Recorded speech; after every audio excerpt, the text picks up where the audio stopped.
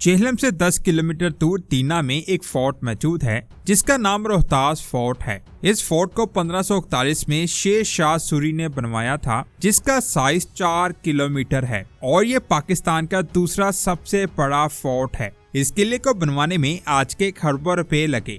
आखिर शेर शाह सूरी ने इतना पैसा लगाकर इतना बड़ा किला क्यों बनवाया? क्या सच में इस किले को जिन्नात ने बनाया है? क्या यहाँ पर जिन्नात की कब्रें हैं? ये सब आप जानोगे आज की इस वीडियो में, तो पूरी वीडियो वॉच कीजिएगा। और आप देख रहे हैं स्पेस वर्ल्ड। शेर शाह सूरी 1486 में हिंदुस्तान के एक इलाके ससाराम में पैदा हुए। उस वक्त इसका नाम फरीद खान रखा गया। इसके वालिद का नाम हसन खान था। फरीद खान का बचपन बहुत ज्यादा सख्त था, क्योंकि फरीद खान के वालिद हसन खान की 4 बीवियां थी। फरीद खान हसन खान की पहली बीवी की औलाद थी, लेकिन हसन खान अपनी चौथी बीवी से बहुत ज्यादा प्यार करता था और अपनी पहली बीवी और उसके बच्चों पर इतनी तवज्जो नहीं देता था, जिसकी वजह से फरीद खान को बचपन में बहुत ज्यादा मुश्किलात का सामना करना पड़ा। जब फरीद खान की उम्र 22 साल हुई तब वो अपने वालिद से लड़कर जौनपुर में चला गया। यहाँ पर इसने 3 सालों तक तालीम हासिल की, जिसमें उसने अरेबिक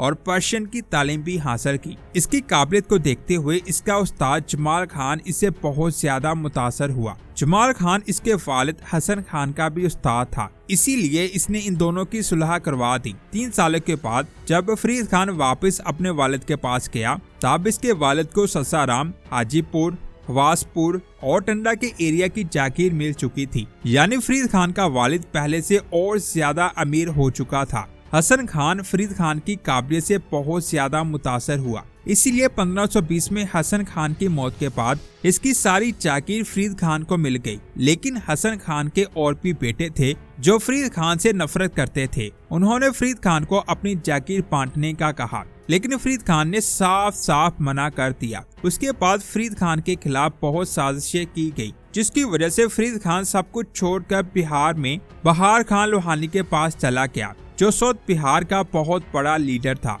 एक दिन बहार खान और फरीद खान शिकार पर गए तो फरीद खान ने अकेले शेर को मार दिया, जिसके बाद इसका नाम शेर खान पड़ गया। इस चीज को देखते हुए बहार खान ने शेर खान को अपनी हुकूमत का हेड बना दिया, लेकिन अभी भी सारी चीजें बहार खान के पास थी। बहार खान ने बिहार को एक आजाद रियासत बनाया। उस वक्त ये स्टेट इब्राहिम लोदी के एम्पायर में आती थी। वक्त गुजरा और 1526 में बाबर और इब्राहिम लोदी के दरमियान पानीपत की जंग लड़ी गई, जिसमें बाबर जीत गया। जिसके बाद हिंदुस्तान की हुकूमत मुगलों के पास आ चुकी थी। उसी वक्त बहार खान लोहानी ने अपने आप को आजाद डिक्लेयर कर दिया। अब क्योंकि बिहार एक आजाद स्टेट थी और इसका हेड शेर खान को बनाया गया था, इसीलिए साउथ बिहार की सारी हुकूमत शेर खान के पास आ गई। लेकिन ये बात बिहार खान के साथियों को हजम ना हुई, इसीलिए 1530 में शेर खान को कत्ल करने की बहुत ज्यादा कोशिशें की गई, लेकिन वो सब नाकाम रहे। जब शेर शाह सूरी को इस बात का पता चला तो उसने एक एक को पकड़कर मारना शुरू कर दिया, जिसकी वजह से बहार खान के साथी बिहार को छोड़कर बंगाल में जाकर छुप गए। इन लोगों ने बंगाल के किंग मोहम्मद शाह को शेर खान यानी शेर शाह सूरी के खिलाफ कर दिया, जिसकी वजह से 1534 में बिहार और बंगाल के बीच सूरजगढ़ की जंग लड़ी गई, जिसमें शेर शाह सूरी ने मोहम्मद शाह को पूरी तरह से हरा दिया। अब शेर शाह सूरी के पास बिहार और बंगाल की हुकूमत आ चुकी थी और शेर शाह सूरी दिन ब दिन ताकतवर होता जा रहा था। दूसरी तरफ 1530 में जब बाबर की डेथ हुई तब इसके बेटे हुमायूं को मुगल एम्पायर का किंग बनाया गया। इस मैप को देखें, इसमें ये एरिया शेर शाह सूरी के कब्जे में था और ये एरिया मुगलों के कब्जे में था। 1534 में हुमायूं को बंगाल बहुत ज्यादा पसंद आया। वो इसको हासिल करना चाहता था, इसीलिए उसने शेर शाह सूरी से जंग करने का फैसला किया। लेकिन जब उसको शेर शाह सूरी की ताकत का पता चला तो उसने शेर शाह सूरी से हाथ मिलाने का पैगाम भिजवाया, लेकिन शेर शाह सूरी ने हाथ मिलाने से साफ इनकार कर दिया, क्योंकि वो बिहार और बंगाल के साथ मुगल एम्पायर पर भी कब्जा करना चाहता था। और फिर 1539 में हुमायूं और शेर शाह सूरी के बीच बैटल ऑफ चौसा हुई, जिसमें हुमायूं हार गया और वह बहुत मुश्किल से अपनी जान बचाकर अपने भाइयों के पास चला गया।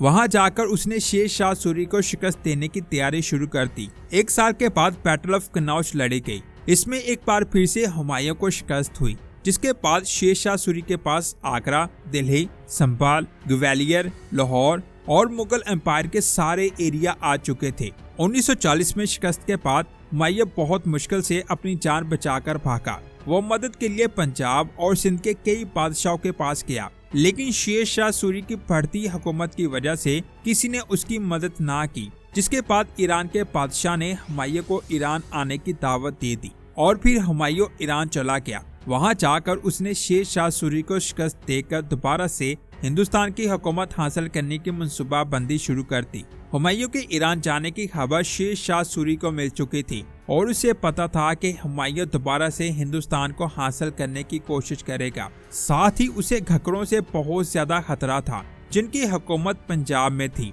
क्योंकि घक्कर मुगलों के साथ थे। इसलिए मुगलों की शिकस्त के बाद वो हिंदुस्तान आकर शेर शाह सूरी को कत्ल करना चाहते थे। इसीलिए शेर शाह सूरी ने हुमायूं पर नजर रखने और घकरों को रोकने के लिए जेहलम से 10 किलोमीटर की दूरी पर आज के दीना में एक किला बनवाने का मंसूबा बनाया, जिसका नाम रोहतास फोर्ट रखा गया। इस किले से वो आसानी से हुमायूं पर नजर रख सकता था और साथ ही घकरों को हिंदुस्तान आने से रोक सकता था। 1548 में इस किले की तामीर शुरू हुई, लेकिन इस एरिया में घकरों की हुकूमत थी, जिनके डर से यहाँ रहने वाले मजदूर किला बनाने के लिए तैयार नहीं थे। लेकिन घकरों को रोकने और हुमायूं पर नजर रखने के लिए शेर शाह सूरी के लिए ये किला बनवाना बहुत ज्यादा जरूरी था। इसीलिए उसने हर एक मजदूर को एक पत्थर लाने के लिए एक सोने का सिक्का दिया, जिसके बाद लोगों ने यहाँ काम करना शुरू कर दिया। कहा जाता है उस वक्त चिनात ने भी इस किले को बनवाने में मदद की थी। क्या ये बात सच है? इसका जिक्र मैं आगे करूंगा। जिस जगह ये किला बन रहा था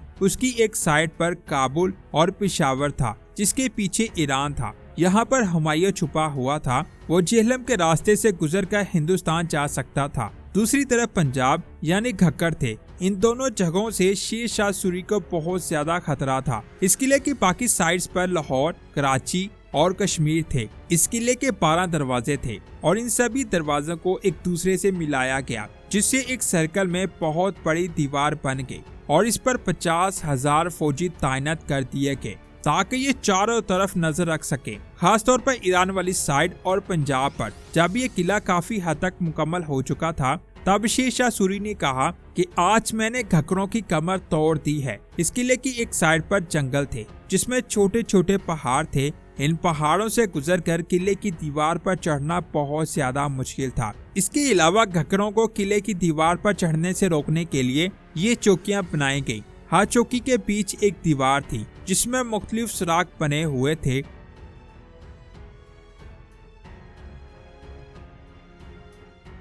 इस सुराख से एक फौजी दूर तक नजर रखता और इस सुराख से तीर चलाए जाते। अगर दुश्मन तीरों से बचकर दीवार के करीब आ भी जाता तो इस सुराख से गर्म पानी उस पर फेंका जाता और इस बड़े सुराख से तोप के जरिए हमला किया जाता। ये चौकी अंदर से ऐसी दिखाई देती है। इस जगह पर तीर, गोला बारूद और गर्म पानी को रखा जाता। ऐसी चौकियां पूरे किले में बनी हुई थी। शेर शाह सूरी की ये कमाल की स्ट्रेटजी थी, जिससे घकरों को दीवार से दूर रखा जाता और साथ ही हुमायूं पर भी आसानी से नजर रखी जाती। यानी ये किला घकरों और मुगलों के लिए एक बहुत बड़ी रुकावट बन चुका था। इस किले की तामीर के साथ साथ शेर शाह सूरी राजस्थान और बाकी एरिया पर भी कब्जा करना चाहता था। इनमें एक किला कलिंजर फोर्ट था। राजस्थान पर कब्जा करने के लिए शेर शाह सूरी का इस किले पर कब्जा करना बहुत ज्यादा जरूरी था। इसीलिए 1945 में इस किले पर कब्जा करने के लिए शेर शाह सूरी ने राजपूतों से जंग की। इस जंग में गोला बारूद और गन्स का इस्तेमाल किया गया। कहा जाता है एक गोला शेर शाह सूरी के चेहरे के पास फटा, जिससे शेर शाह सूरी की मौत हो गई। इसके अलावा ये भी कहा जाता है कि शेर शाह सूरी एक तोप के पास खड़ा था, वो तोप फट गई, जिससे शेर शाह सूरी झुलस गया। शेर शाह सूरी के साथियों ने इस किले को फतह कर लिया और 2 दिनों के बाद शेर शाह सूरी की मौत हो गई। शेर शाह सूरी की मौत के 3 सालों बाद यानी 1548 में रोहतास फोर्ट की तामीर मुकम्मल हो गई। यानी जिस किले को शेर शाह सूरी ने बनाने के लिए बहुत ज्यादा दौलत लगा दी, उसमें उसे एक रात रहना भी नसीब नहीं हुआ।